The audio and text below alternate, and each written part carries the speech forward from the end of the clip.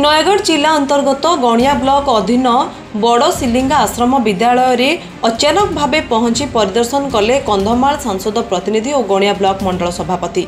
सेठारे थिबा समस्त प्रकार सुविधा असुविधा संपर्क में विद्यालय प्रधान शिक्षकों सह आलोचना करथिले। सांसदों प्रतिनिधि और मंडल सभापति भोजन मान परीक्षा करथिले। पिलामाननको सहित आलोचना करी विभिन्न समस्या संपर्क में बुझीथिले। प्रधान शिक्षकों कहवा अनुसार एठारे टांकी थिले मध्य बोरिंग एपर्यंत होई पारि नाही, जहाँकि गोटे मात्र नलकूप उपरे 165 जन छात्र छात्री निर्भर करुछंती। तुरंत यार समाधान करागले छात्र छात्री माने उपकृत होई पारिबे बोली से मत प्रकाश करथिले।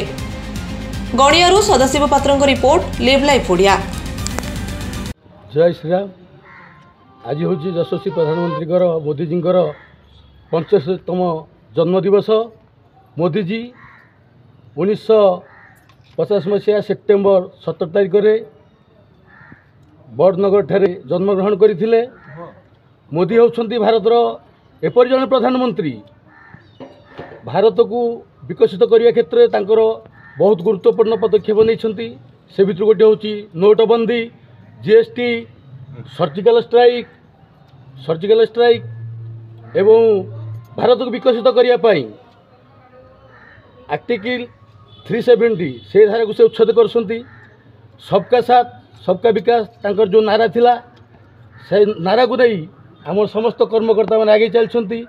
मोदी जो स्वप्न अच्छी विकसित भारतवर्ष गठन करने को जो समय धार्य कर 2047 ताकू पूरण करने से स्वप्न को साकार करने मु प्रभु श्रीराम निवेदन करी, प्रभु प्रार्थना करी, दीर्घ जीवन कामना करी, से सुस्थ हो जनमंगल राष्ट्र गढ़ियार जो स्वप्न देखते से आगे जाए।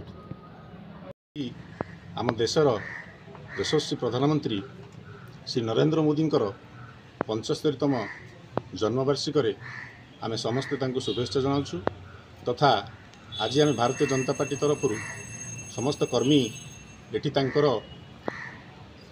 सुस्थ शरीर एवं दीर्घायु श्रीरामचंद्र को निकट में प्रार्थना कलु।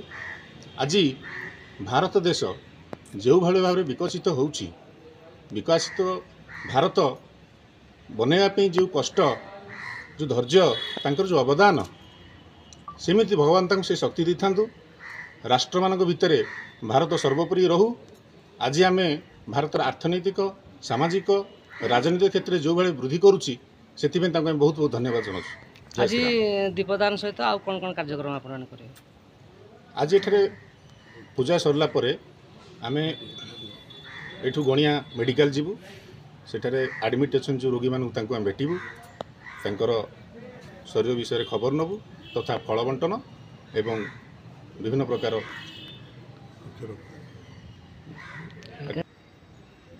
आज गणियार विभिन्न स्थान रे आमर विभिन्न स्कूल रे आज गोटे गछ माँ पाई यही कार्यक्रम में योगदान करूँ तथा सुस्थ परिवेश पे आमे समस्ते गछ लगेबू एवं शपथ नेबू भारत को एक सुस्थ परिवेश गठन करिबारे समस्त अवदान रहा शपथ नेबू।